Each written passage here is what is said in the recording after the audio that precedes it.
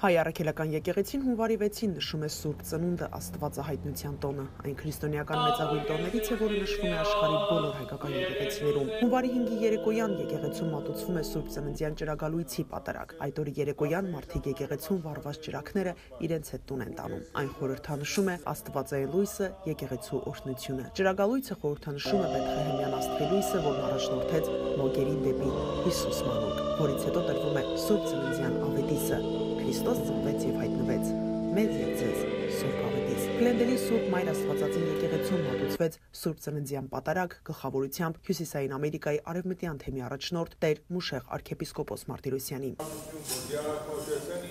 Եվ հանձնեցին Սուրբ Հարգստո։ Մերից առաջին Ստեվանով ազուբարացված, որակ անես մանկությունի։ Ոստով անելս կեզորդյան աստվածին։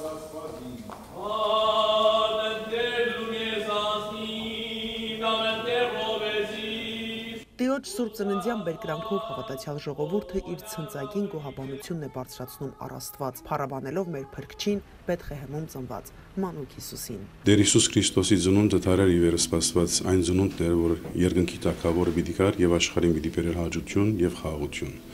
Եվ Աստված եկավ,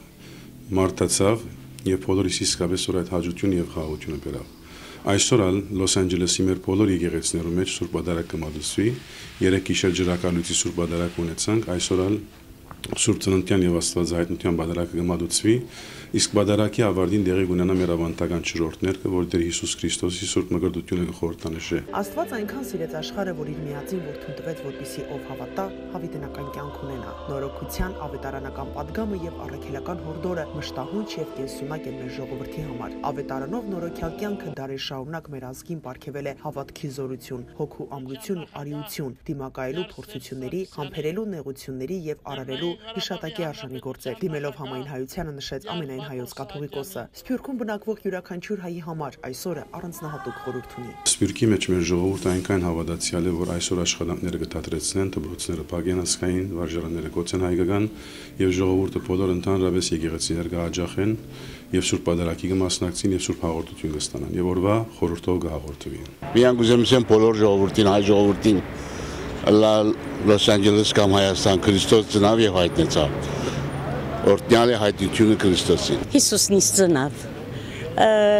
Փառք ունենք մեր այսօրերուն։ Շնորհավորում եմ բոլորի Սուրբ Ծնունդը։ Քրիստոս ծնվավ եւ այնվա մեծ ավետիս։ Հունվարի 7-ին մեռելոց է, որի ընթացքում հոգեհանգստյան պաշտոն կկատարվի բոլոր ննջեցյալների հոգու խաղաղության համար։